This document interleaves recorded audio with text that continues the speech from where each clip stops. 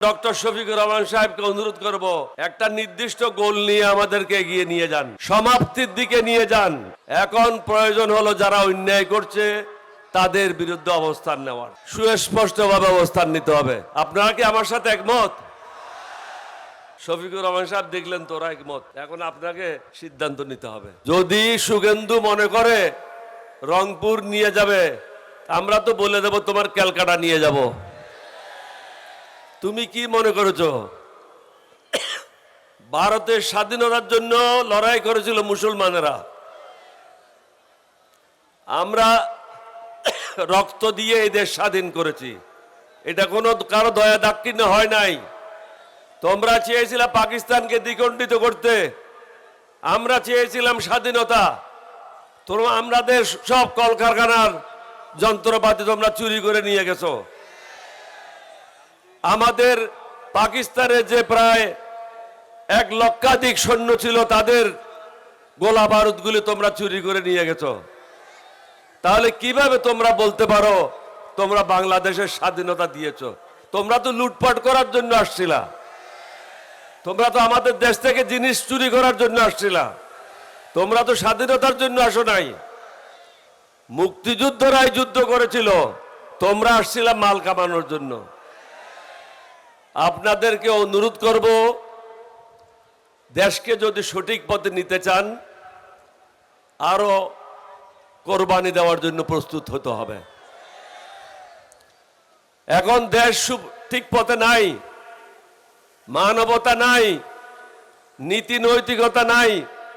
এটা একটা ভারত প্রতিবেশী দেশ হিসেবে অত্যন্ত সুপরিকল্পিতভাবে নীতি নৈতিকতা এবং সুশাসন ধ্বংস করে দিয়েছে। একটা জাতিকে যদি ধ্বংস করতে হয়, তার ধর্মকে ধ্বংস করতে হবে, নীতি নৈতিকতাকে ধ্বংস করতে হবে, জাতিকে দুর্নীতিগ্রস্ত করতে হবে। হাসিনা অত্যন্ত সুন্দরভাবে সবাইকে দুর্নীতিগ্রস্ত করেছিল। এখন কি হচ্ছে? বিচারককে বলে দেয় একে জামিন দাও, একে ছেড়ে দাও, একে বন্ধ করো। এটাই তো চলছে। বড় বড় দাগি আসামিরা, বিএনপির উকিলেরা তাদেরকে জেল থেকে বের করেছে। এটা তো রেকর্ড আছে, এটা তো আমার কথা না। তাহলে তারা কি চায়? দেশটাকে আবার ধ্বংসের দিকে ঠেলে দিতে চায়।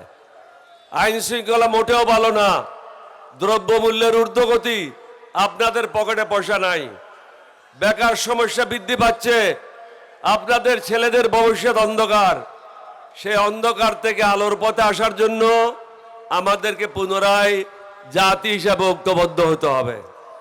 এই বিশাল জনসভার সম্মানিত সভাপতি গোলাম পরওয়ার সাহেব, আপনাদের এই কৃতি সন্তান,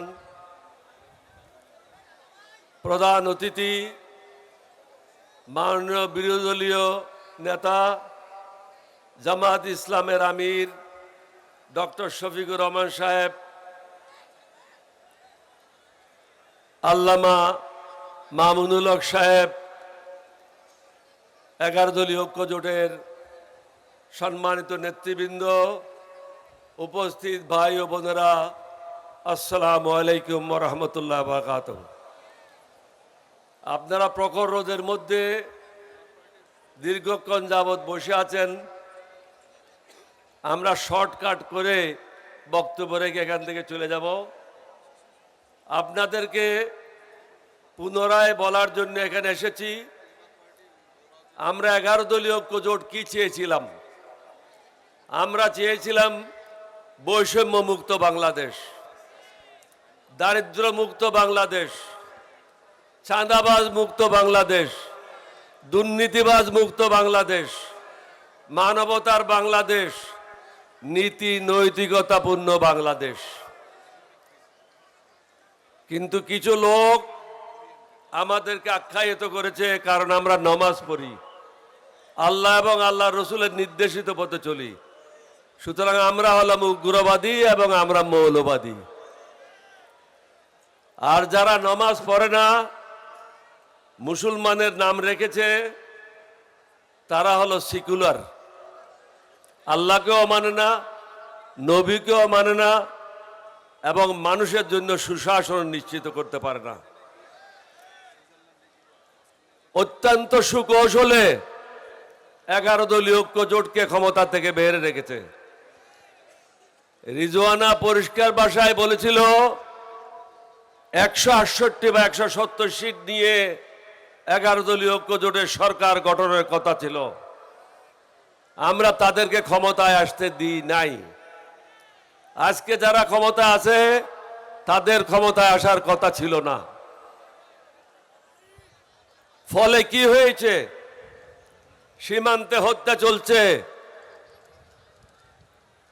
ক্যালকাটার এই সার শুভেন্দু যখন যা ইচ্ছা তাই বলে। আমরা তো বলি না ত্রিপুরা নিয়ে নেব। ত্রিপুরা তো নিয়ে নেওয়া আমাদের জন্য সহজ। আমরা তো বলি না আসাম নিয়ে নেব। আমরা তো বলছি না মেঘালয় নিয়ে নেব। আমরা বলি আমাদের ভূখণ্ডে আমরা শান্তিতে থাকতে চাই। তোমরা তোমাদের ঘরে থাকো, আমরা আমাদের ঘরে থাকি। আমরা যারা আল্লাহ আল্লাহ রসুলের নির্দেশিত পথে চলি, আমরা কখনো অন্য ধর্মের লোকের উপর নির্যাতন করতে পারি না। আমরা কখনো অন্য ধর্মের লোককে অসম্মান করতে পারি না। আমরা চেয়েছিলাম সকলের জন্য একটা সুন্দর বাংলাদেশ গঠন করার জন্য। নিশ্চয়ই কোনো কারণ আছে, আল্লাহ রাব্বুল আলামিন কবুল করে নাই। হয়তো আরো রক্ত দিতে হবে, আরো কাফারা দিতে হবে জাতিকে। কারণ জাতি চায় সুন্দর বাংলাদেশ, কিন্তু ভোট দেয় অশিক্ষিত লোককে। তো কিভাবে সুন্দর বাংলাদেশ পাবেন? এই জিনিসগুলি আমাদেরকে সুন্দরভাবে চিন্তা করতে হবে। ভালো লোকদেরকে ভোট দিতে হবে, উপযুক্ত লোকদেরকে বেছে নিতে হবে, দেশপ্রেমিক লোকদেরকে নির্বাচিত করতে হবে। তাহলেই তো এই দেশ সুফল পাবে। যদি শুভেন্দু মনে করে রংপুর নিয়ে যাবে, আমরা তো বলে দেব তোমার ক্যালকাটা নিয়ে যাব। তুমি কি মনে করেছো? ভারতের স্বাধীনতার জন্য লড়াই করেছিল মুসলমানেরা। আমরা রক্ত দিয়ে এই দেশ স্বাধীন করেছি।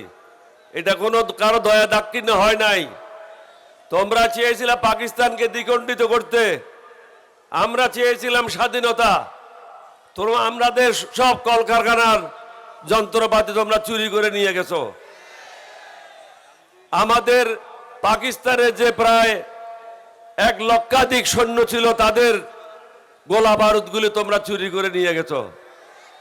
তাহলে কিভাবে তোমরা বলতে পারো তোমরা বাংলাদেশের স্বাধীনতা দিয়েছো? তোমরা তো লুটপাট করার জন্য আসছিলা। তোমরা তো আমাদের দেশ থেকে জিনিস চুরি করার জন্য আসছিলা। তোমরা তো স্বাধীনতার জন্য আসো নাই। মুক্তিযুদ্ধরাই যুদ্ধ করেছিল, তোমরা আসছিলা মাল কামানোর জন্য। আপনাদেরকে অনুরোধ করব, দেশকে যদি সঠিক পথে নিতে চান, আরো কোরবানি দেওয়ার জন্য প্রস্তুত হতে হবে। এখন দেশ ঠিক পথে নাই, মানবতা নাই, নীতি নৈতিকতা নাই। এটা একটা ভারত প্রতিবেশী দেশ হিসেবে অত্যন্ত সুপরিকল্পিতভাবে নীতি নৈতিকতা এবং সুশাসন ধ্বংস করে দিয়েছে। একটা জাতিকে যদি ধ্বংস করতে হয়, তার ধর্মকে ধ্বংস করতে হবে, নীতি নৈতিকতাকে ধ্বংস করতে হবে, জাতিকে দুর্নীতিগ্রস্ত করতে হবে। হাসিনা অত্যন্ত সুন্দরভাবে সবাইকে দুর্নীতিগ্রস্ত করেছিল। অত্যন্ত অহংকারের সাথে বলেছিল আমার পিয়নেরও 400 কোটি টাকা আছে, এবং সে হেলিকপ্টারে চড়ে বেড়ায়। তুমি একজন প্রধানমন্ত্রী হইয়া এটা কিভাবে বলো? তাহলে তুমি নিজে চুরি করার জন্য সুযোগ দিয়েছো, নিজেও চুরি করেছো, সবাইকে চুরি করার জন্য সুযোগ দিয়েছো। আজকে বিশেষ করে আমরা আপনাদের কাছে কেন আসলাম? আমরা এসেছি সকলে মিলে, আপনারা ভোট দিয়েছেন, দেশে কিছু সংস্কার আনতে হবে। এই সংস্কার আমরা যারা 11 দল আছি আমাদের সুবিধার জন্য না, সরকারি দলের সুবিধার জন্য না, সার্বিকভাবে বাংলাদেশের মানুষের সুন্দর ভবিষ্যৎ রচনা করার জন্য।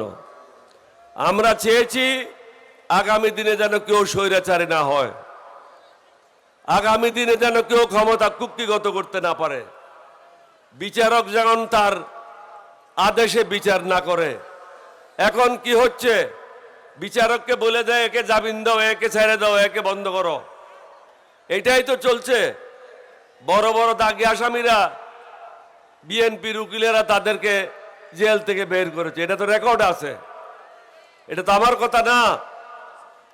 তাহলে তারা কি চায়? দেশটাকে আবার ধ্বংসের দিকে ঠেলে দিতে চায়। আইন শৃঙ্খলা মোটেও ভালো না, দ্রব্যমূল্যের ঊর্ধ্বগতি, আপনাদের পকেটে পয়সা নাই, বেকার সমস্যা বৃদ্ধি পাচ্ছে, আপনাদের ছেলেদের ভবিষ্যৎ অন্ধকার। সেই অন্ধকার থেকে আলোর পথে আসার জন্য আমাদেরকে পুনরায় জাতি হিসাবে ঐক্যবদ্ধ হতে হবে। এবং ডক্টর শফিকুর রহমান সাহেবকে অনুরোধ করব, একটা নির্দিষ্ট গোল নিয়ে আমাদেরকে এগিয়ে নিয়ে যান, সমাপ্তির দিকে নিয়ে যান। প্রথম রাউন্ড ঠিক আছে, গণসংযোগ করার প্রয়োজন, জনগণকে সম্পৃক্ততা করা প্রয়োজন, সেটা আমরা সফলভাবে করতে সক্ষম হয়েছি। এখন প্রয়োজন হলো যারা অন্যায় করছে তাদের বিরুদ্ধে অবস্থান নেওয়ার, সুস্পষ্টভাবে অবস্থান নিতে হবে। আপনারা কি আমার সাথে একমত? শফিকুর রহমান সাহেব দেখলেন তোরা একমত, এখন আপনাকে সিদ্ধান্ত নিতে হবে। আপনাদেরকে কষ্ট দিতে চাই না, অনেক রোদের মধ্যে বসে আছেন, আমাদের মধ্যে তো আংশিক রোদ আংশিক ছায়া আছে, মোটামুটি ভালো অবস্থানে আছি। আপনারা অনেক কষ্ট করেছেন, আল্লাহ আপনাদের ভালো করুক। আমাদের জন্য দোয়া করবেন, আমরাও দোয়া করব, সবাই মিলে যেন একটা সুন্দর বাংলাদেশ গঠন করতে পারি, সেটার জন্য আল্লাহর কাছে দোয়া করবেন। এটা একটা বিশেষ মাস, মুসলমানদের জন্য প্রথম মাস। আমাদের জন্য কিন্তু জানুয়ারি প্রথম মাস না, আমাদের জন্য বৈশাখ মাস প্রথম মাস না। একটা হলো ইংরেজদের আর একটা হলো মুঘলদের। মুসলমানদের জন্য হলো মহরম। আমরা এই মহরম মাসে প্রবেশ করেছি, সুতরাং এখানে আপনাকে নতুন উদ্যমে মুভমেন্ট শুরু করতে হবে। যদি সংস্কার এমনি না মানে, জোর করে মানায় নিতে হবে, ছেড়ে দিলে হবে না। আমাদের দেশে একটা কথা বলে, এটা খারাপ কিছু মনে করেন না, বলে ছাগল যদি ধরতে হয় প্রস্রাব করার সময় ধরতে হবে, প্রস্রাব করা সারলে ছাগল দৌড়তে শুরু করে। এখন ওই সময়, এটা উপযুক্ত সময়, এখন ওই ধরেন। চারিদিকে অশান্তি। আপনাদের সবাইকে ধন্যবাদ। বৃহত্তর খুলনাবাসীকে এলডিপির পক্ষ থেকে মোবারকবাদ। সদা সর্বদা সতর্ক থাকবেন, বর্ডারের দিকে অগ্রসর হওয়ার জন্য প্রস্তুত থাকবেন। সুকান্তর মতো পান্ডাদেরকে উপযুক্ত শিক্ষা দেওয়ার জন্য প্রস্তুত থাকবেন। আপনাদের সবাইকে ধন্যবাদ। বাংলাদেশ জিন্দাবাদ, 11 দলীয় ঐক্য জোট জিন্দাবাদ, এলডিপি জিন্দাবাদ। আসসালামু আলাইকুম ওয়া রাহমাতুল্লাহি ওয়া বারাকাতুহু। সংগ্রামী খুলনাবাসী,